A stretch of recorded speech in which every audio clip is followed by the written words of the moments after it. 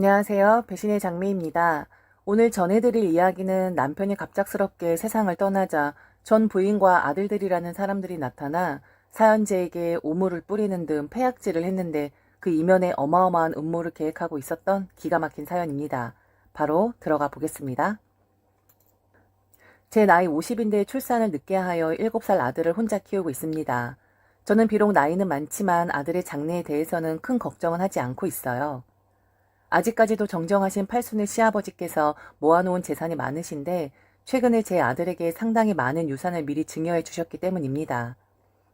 천의 고아인 줄 알았던 남편이 술 중독으로 갖은 고생을 하다가 호련히 세상을 떠나고 1, 2년이나 지난 시점에 부유한 시아버지가 제 앞에 나타난 것은 정말 기적 같은 일이었습니다. 당시에는 어안이 벙벙했고 뜬금없이 나타난 시아버지라는 사람을 의심했지만 유전자 검사를 통해 핏줄임이 확인되자 세상 더없이 든든한 가족이 되었지요. 우여곡절이 많았던 남편과의 짧았던 혼인 생활과 남편의 전처와 자식들이란 사람들에게 비참히 괴롭힘을 당했던 몇 년 전의 제 이야기를 해보려 합니다.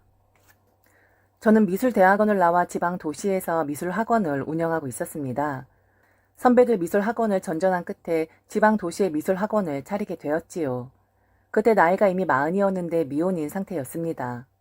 연애를 못한 것은 아니었는데 남자와는 인연이 없는지 번번이 결혼을 앞두고는 성사가 되지 않았어요. 40에 접어들었을 때는 결혼이란 것을 포기했습니다. 집안 부모님도 결혼은 전적으로 제 뜻에 맡긴다고 하셨고 본인들도 굳이 살아보니 결혼 안 하고 사는 것도 나쁜 선택은 아니라고 하셨죠. 그래서 결혼은 포기하고 미술학원만 잘 운영되기를 바라고 바랄 뿐이었어요. 미술학원 강사로 다닐 때는 너무나 박봉이었기에 학원만 차리면 좀 여유롭게 살 수 있을 줄 알았는데 사업이 생각보다 어렵고 돈도 잘 벌리지 않더군요. 더 큰 문제는 학원 강사를 구하기가 쉽지 않았습니다. 학원이 오는 사람들은 대부분 미대 입시를 준비하는 고등학생들이었기에 실력이 좋아야 하는데 실력 있는 선생님들은 급여를 많이 부르고 기어이 구해놓으면 몇 달 못하고 그만두기 일쑤였죠. 딱 한 명만 진득하니 있어줄 수 있는 진짜 실력 있는 강사가 절실히 필요했었습니다. 그때 남편을 만나게 되었어요. 이력서에 적혀 있었던 남편의 나이가 48이었나 49이었나 헷갈리지만 아무튼 그때 제 구인의 기준에는 나이가 너무 많은 나이였죠. 저는 남편에게 여기는 입시학원이라서 대학 실기 트렌드가 중요하다는 핑계로 채용하기가 좀 어렵겠다고 이야기를 했어요. 남편은 빙그레 웃더니만 급여를 적게 줘도 괜찮으니 한 달간만이라도 학생들을 가르쳐보면 안 되겠냐고 하더라고요. 이력서에 출신 대학을 보면 우리나라 최상위 대학을 졸업했더라고요. 겉모습은 전혀 그래 보이지 않는데 수재였던 것이었죠. 전 일단 아쉬운 마음에 남편을 채용했고 입시반은 제가 맡기로 하고 남편에게는 취미반 원생들을 맡겼습니다. 그런데 생각보다 학원생들의 반응이 좋았어요. 실력도 있었고 그림의 기술보다는 철학을 중요시하는 수업 방식이었는데 취미반 학원생들에게 미술이 재미있게 다가왔다고 하더라고요. 처음에는 한 달만 보자고 했던 것이 어느덧 6개월이 되고 다음 해에 계약까지 하게 되었습니다. 저와 남편 달랑 둘이서 학원을 운영을 했어요. 그럼에도 예전에 강사를 둘 이상을 두고 직원을 한 명 채용했을 때보다도 수익은 더 많이 남았습니다. 그렇다고 학원생들도 줄지 않았고요. 오히려 취미반 원생들은 인원수가 확 늘어 의아할 정도였습니다. 남편이 잘생긴 것도 아니고 말솜씨가 좋은 것도 아니었는데 아주머니 수강생들에게 은근히 인기가 좋았습니다. 남편은 별로 말이 없는 사람으로 채용하고 6개월간 몇 마디 나누어 보지 못했습니다. 그 흔한 회식 한 번을 같이 안 했죠. 저는 학원을 마치면 뒷정리를 했고 남편은 수업을 마치면 칼같이 횡하고 사라지기 일쑤였습니다. 학원 뒷정리를 하면서 남편의 미술실을 정리할 때면 남편이 작업한 그림들을 보았는데 참으로 신비하더라고요. 왜 이런 사람이 미술계에 알려지지 않았을까 하는 생각이 들었어요. 혼자 생각에 이 사람 혹시 미술계에 숨겨진 긴 인사가 아닌가 생각이 들더군요. 시간이 갈수록 남편에 대한 궁금증은 커져갔습니다. 그러다가 연말이 되었고 다음 연도 계약을 해야 했기에 저녁을 같이 먹기로 했는데 그때가 면접 이후로 처음으로 마주 앉던 날이었더군요. 저는 남편의 가족관계부터 시작해서 어떻게 우리 학원에 오게 되었는지 등 이것저것을 물어보았습니다. 남편은 눈을 껌뻑껌뻑 거리더니 궁금하면 알려주겠다며 간단하게 답을 하더라고요. 가족은 없어요. 이혼을 했고 아들이 둘 있는데 연락 안 한 지 오래죠. 여기 학원에 들어오기 전까지 몇 년 해외에 있었어요. 티베트 라사에서 시작해서 히말라야 안나푸르나를 거쳐 인도의 겐지스까지 도보로 여행을 했어요. 인생의 무상함, 자연의 위대함, 뭐 그런 걸 공부했죠. 중간중간 그림도 몇 점 그려 팔면서 여행 경비를 했고 다 팔고 우리나라에 들어올 때 그림 하나 남더라고요. 웃기죠? 오랜 여행에서 남은 것은 다 담지도 담을 수도 없었던 히말라야 산맥의 한 자락 풍경화뿐이라니요. 아쉬움이 많은 여행이었어요. 다시 해보고 싶은데 이제 체력이 받쳐줄지 모르겠네요. 이곳에서 열심히 돈 모아 다시 도전해볼까 생각 중이에요. 원장 선생님도 생각 있으면 같이 가십시다. 혼자 하는 여행 이제 힘드네요. 저는 전기에 감전된 듯 했어요. 몸이 부르르 떨리고 가슴속에 무언가가 벅차게 차올라오는 것이 주체가 안 되었던 것 같아요.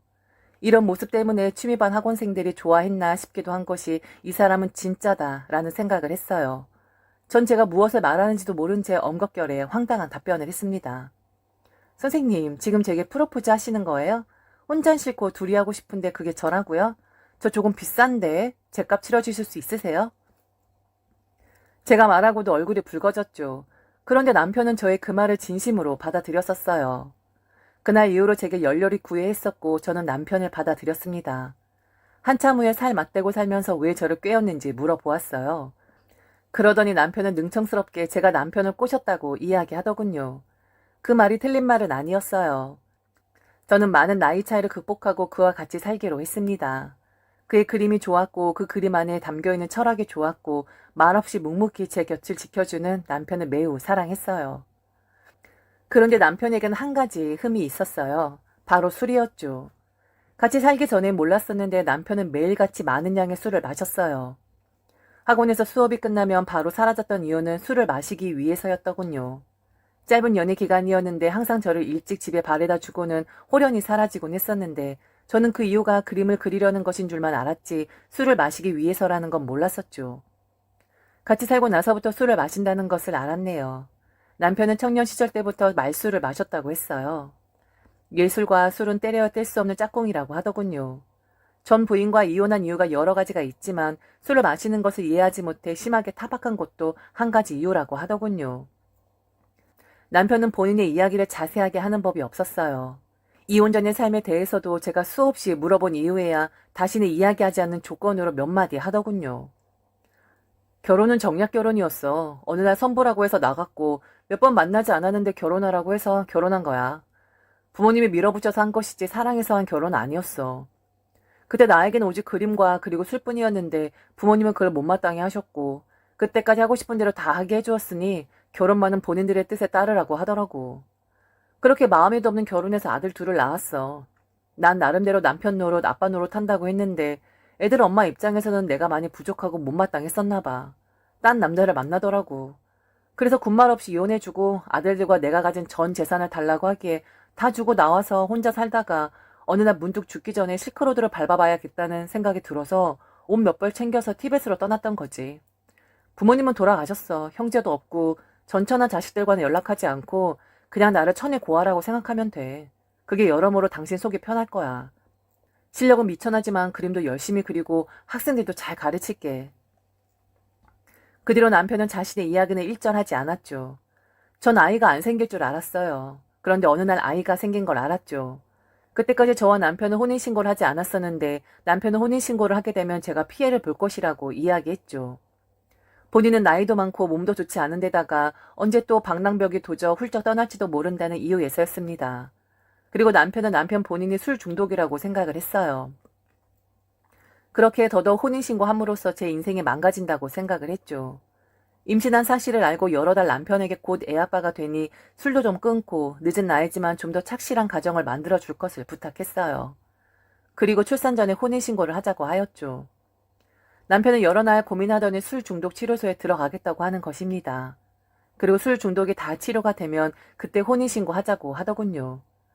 그렇게 괜찮은 병원을 정하고 술 중독 치료를 하러 2달간 치료소에 들어가기로 했습니다. 병원에 들어가기 며칠 전에 학원으로 청년 둘이 찾아왔어요. 남편의 아들들이었죠. 남편은 10여 년 만에 아들들을 보는 것이었고 당황해하면서도 담담하더라고요. 남편은 아들들에게 안부 몇 마디를 묻고 저를 아내로 소개했어요. 아들들은 당황해했고 말을 잇지 못했죠. 새 부자는 말이 별로 없었고 남편은 아들들에게 어쩐 일이냐고 물었어요. 큰 아들이 쭈뼛거리며 저의 눈치를 보며 이야기하더군요. 엄마가 같이 살던 아저씨랑 헤어졌어요. 한 몇 년 됐는데 엄마는 아버지랑 합칠 생각이 있으시더라고요. 아버지 주민등록이 할아버지 집이 아니라 여기로 되어 있어서 찾아왔어요. 주민등록상에는 분명 혼자시던데 결혼하셨다니까 어떻게 된 건지 잘 모르겠네요. 남편은 헛걸음했다고 자신은 아들들의 엄마를 잊은 지 오래라고 아들들에게 이야기하며 혼인신고는 곧 할 거라고 말해 주었어요. 그러면서 제 배를 가리키며 아이가 곧 태어날 것도 이야기해 주었죠. 남편은 아들들에게 잘 지낼 것을 당부했고 결혼이나 하게 되면 하객으로라도 갈 테니 알려주라고 말하며 본인을 잊고 잘 살라고 했어요. 그리고는 수업이 있다며 강의실로 가더라고요. 며칠 뒤 남편은 병원에 들어갔고 치료기간은 조금 더 걸려서 2달을 꽉 채우고 퇴원을 했죠. 그리고 퇴원 이후 저와 남편은 혼인신고를 했고 그로부터 한 달 뒤 아들을 무사히 순산했습니다. 저와 남편은 갓난쟁이를 안고 너무나 행복했죠. 남편은 저와 아이를 그림으로 남기고 싶다고 했고 제가 아이를 안고 있는 모습을 한달음에 그렸죠. 너무나 아름다운 인생 그림이었어요. 그리고 전 세상 그 누구보다도 행복했답니다. 그런데 그 행복도 얼마 가지 않았어요. 출산한 지 2달도 안 되어 다시 술을 입에 대기 시작한 겁니다. 저는 남편에게 처음으로 화를 냈죠. 병원에서 태어날 적에 술 많이 마셔서 식도 정맥류가 심하다고 술 마시면 안 된다고 했던 거 잊었어요? 그러다가 잘못되면 어쩌려고 그래요. 이제 한 가정의 가장인데 제발 손 끊고 좋은 모습을 보여줘요. 아기에게 미안하지도 않아요? 남편은 술에 취해 발그레한 얼굴로 말하더군요. 좋아서 그래 좋아서 내 생에 이렇게 행복했던 날이 있었는가 싶어서 오늘만 마시고 이제 다신 안 마실게. 그림도 잘 그려지고 행복해서 안 마실 수가 있나. 그런데도 하루가 멀다 하고 술을 찾았고 결국 아이가 태어난 지 3달 만에 술을 마시다 갑자기 피를 토하더니 응급실에 도착하자마자 1시간도 안 되어 심정지로 하늘나라로 떠나고 말았습니다. 너무나 황망했어요. 남편의 핸드폰을 뒤적여 큰 아들에게 연락하여 남편의 부고를 알리고 마지막 가시는 길 찾아와 문상하라고 했죠. 첫째 날 올 줄 알았는데 오질 않았고 발인하는 날 아침에 전 부인이랑 아들들이 찾아왔습니다. 남편의 부모님은 오지 않았냐고 물으니 전 부인이 싸늘하게 이야기하더군요. 이 사람 부모님 돌아가셨어요. 가족이 없는 사람이에요. 어쩌다가 사람을 이 지경으로 만들 수가 있어요? 이 사람에게 몇 명 없는 친인척들에겐 내가 이야기할 테니 행여나 분란 일으키지 말아요. 그러더니 문상만 하고 아들들이랑 불이 나게 가버리더라고요. 남편은 화장하여 인근 수목원에 안장하고 몇 날 며칠을 헛헛하게 보냈어요. 저에게는 아이가 있었기에 슬퍼만 할 수 없는 상황이라 다시 학원을 열고 바쁘게 일했습니다. 남편이 49제가 끝나고 얼마 지나지 않아서 모르는 사람들로부터 소장을 받았는데 기겁을 하고 말았죠. 남편의 전 부인과 아들들로부터 혼인무효 소송이 들어온 것이었어요. 상대방 측 변호사에게 연락하여 이것이 어떻게 된 일이냐고 물었더니 그러더라고요. 그냥 소장 받고 가만히 계시면 됩니다. 원고 쪽 부인분과 아드님들이 아주머니를 돌아가신 남편과의 혼인관계를 못마땅해 하셔서 한이나 풀자고 하는 소송이에요. 그러니 좀 도와주세요. 그리고 돌아가신 분과 혼인관계 해소하시는 게 아주머니에게도 좋지 않겠어요? 전 일순 말문이 막히더라고요. 그리고 제가 남편과 사별하는 것보다 미혼모인 게 뭐가 좋은지도 모르겠고요. 제 아이가 남편의 성과 본을 받아 이미 출생신고를 했고 엄연히 남편과 저는 혼인관계가 성립되었는데 왜 남편이 돌아가신 다음에 우리의 관계를 훼손하려 하냐고 울면서 따졌어요. 상대방 측 변호사는 법적으로 가능한 일이라며 서로서로 피곤하고 시간 낭비하지 말고 현실을 인정하라는 엉뚱한 말만 했습니다. 너무 억울했어요. 왜 제가 남편과의 혼인관계를 부정당해야 하는지도 몰랐고 사랑했던 남편의 성과 본을 우리의 아이에게서 빼앗아 가려는지도 납득이 안 되었죠. 그냥 각자 살면 되는 것을 꼭 이렇게까지 해야 하는가 싶더라고요. 저도 변호사를 수소문해서 법적으로 대응하기로 했습니다. 법원에 남편과 어떻게 만났고 혼인신고를 하게 된 경위까지 상세하게 적어서 법원에 제출했어요. 답변서 말미에는 사랑했던 남편의 마지막 선물인 아이의 성과 본을 빼앗지 말아달라고 탄원의 내용도 썼습니다. 답변서를 내고 열흘쯤 지났을까요? 아이를 안고 학원문을 열려고 건물에 들어서니 어디서 구린내가 나는 게 아니겠어요. 제 학원의 입구에 똥 건더기와 똥물이 난자해 있었습니다. 저는 기겁을 했고 누가 이런 못된 장난을 한 건지 괜시리 서러워서 눈물이 났습니다. 그런데 일회성 장난이 아니더라고요. 그 다음날도 혹시나 했는데 학원문 앞에 음식물 쓰레기가 난자해 있는 겁니다. 경찰에 신고를 해야 하나 하루 종일 고민하고 있는데 전 부인과 아들들이 학원으로 들어오더라고요. 그들이 한 일이었습니다. 전 부인은 들어오자마자 저의 뺨을 올려치더라고요. 취미반 학생들도 많았는데 여기저기서 수군거렸죠. 전 부인은 다 들으란 듯이 큰 소리로 이야기하더군요. 교양 있게 넘어가려고 했는데 안 되겠구만. 따끔한 맛에 봐. 정신 차릴래? 남의 남자 깨어내서 사생아 나은 것도 모자라 본부인과 친자식들이 엄연히 시퍼렇게 눈뜨고 있는데 불륜 주제에 혼인관계를 인정해달라고 한다고? 아유, 동네 사람들 여기 원장이 내 남편 빼앗아간 것도 모자라 잡아먹고는 뻔뻔하게도 호적상에 혼인신고를 해버렸어요. 소문 좀 내주세요. 이런 사람은 대한민국에서 쫓아내야 돼요. 이렇게 억울한 때가 세상 천지 어디에 있나요? 제가 알기로는 전 부인이 외간 남자와 바람을 피워 남편이 이미 10여 년 전에 전 재산을 다 주고 이혼해 준 것이라는데 본 부인이라니요. 그리고 저보고 불륜이라니요. 비록 듣지는 못하지만 옆에 제 아이도 있는데 너무한다 싶었어요. 그들은 학원을 난장판 만들고 나가면서 경고하더군요. 내 오빠가 판사고 동생이 검사야. 내가 너 소송 걸려면 몇 개를 걸 수 있는 줄 알아? 너 따위가 감히 나와 내 자식들에게 피눈물 흘리게 하고도 무사할 줄 알아? 세상 무서운 거 아직 못 느끼겠지? 이따위 학원 영업정지 시키는 건 일도 아니야. 너한테는 먹고 살 거 이것밖에 없는 것 같은데 이마저도 없으면 저 핏덩이랑 어떻게 살 건데? 날 더 열받게 하지 말고 소송 깨끗하게 포기해라. 다음 달 변론 때 나오기만 해봐. 오늘 일은 일도 아니야. 각오하고 나오라고 알겠어? 온몸이 사시나무 떨릴 때 떨리고 분해서 눈가에 경련이 오고 학원생들을 쳐다볼 엄두도 안 나더라고요. 전 부인 말처럼 소송을 포기하고 싶었죠. 수강생들을 내보내고 며칠 학원 문을 닫기로 했어요. 남편이 그림을 그리던 취미반 화실에 들어가니 남편 살아생전에 완성하지 못했던 미완의 그림들이 여러 점 보이더군요. 그 그림들을 보며 오열할 수밖에 없었습니다. 남편의 책상 위에 그림을 말아 넣어둔 통이 있었는데 그 안에는 언젠가 남편이 이야기했던 히말라야의 안나푸르나가 그려져 있더군요. 그 그림을 보는 순간 마치 남편과 함께 안나푸르나를 도보 여행하는 제 모습이 그려졌습니다. 남편은 이대로 제 마음속에서 그리고 제 가족관계 증명에서 없애버릴 수 없다는 생각이 들더군요. 더욱 악착같이 소송에 달려들었습니다. 전 부인과 아들들은 몇 번 더 제게 찾아와 패약질을 벌였지만 더 이상 당하지만은 않았습니다. 소금도 가져다 뿌리고 물도 가져다 뿌리고 하면서 제 앞에서 독설이며 입도 뻥끗 못하게 했죠.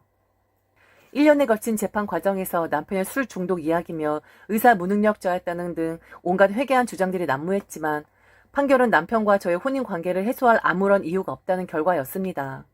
너무나 당연했지만 아이가 태어난 것만큼 기쁨에 환호했습니다. 그제야 저와 제 아이의 존재를 인정받은 것 같았죠. 그 이후 그들은 다시는 절 찾아오지 않았습니다. 아이는 아픈 데 없이 무럭무럭 자랐고 두 돌이 가까워져 왔을 무렵에 학원으로 허름한 한 노인이 들어와서는 다짜고짜 남편의 이름을 대고 아느냐고 묻더라고요. 저는 남편이었고 지금은 세상에 없다고 이야기를 하니 소파에 주저앉아 한참을 눈을 감고 계셨습니다. 저는 조심스럽게 남편과 무슨 관계냐고 물었고 그분은 힘없는 목소리로 이야기하시더군요. 내가 그 불효막심한 놈 아비 되는 사람이야. 자네가 그놈 여자로구만. 그래, 아이가 있다고? 날 시아버지라고 생각하면 되네. 그리고 내가 아침부터 아무것도 먹지를 못했더니 힘이 드는구만. 밥 좀 얻어먹을 수 있겠나? 모습이 허름하셨고 피골이 상접한 듯 했습니다. 몸에서 냄새나지 않은 것으로 보아 노숙인은 아니신 듯 했고 다만 좀 없이 사는 분으로 생각을 했죠.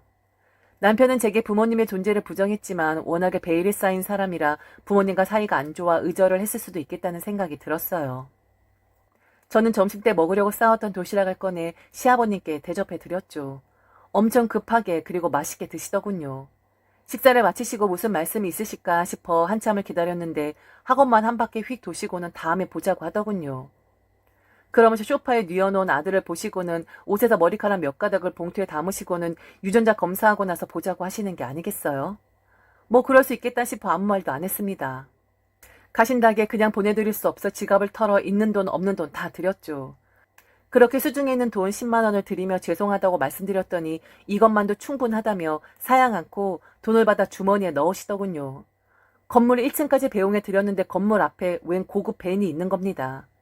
기사분이 나와서 시아버님을 모시는 게 아니겠어요? 모습은 거짓인데 대접은 회장님 대접이더라고요. 차에 오르기 전에 시아버지께서 이야기하시더군요. 자네 아이가 내 친손자가 맞으면 오늘 내게 준 용돈의 수천 배는 갚아줌세. 그러니 좀 기다려보게. 오늘 밥 잘 얻어먹었네. 남편도 신비주의더니만 시아버지도 신비주의셨죠.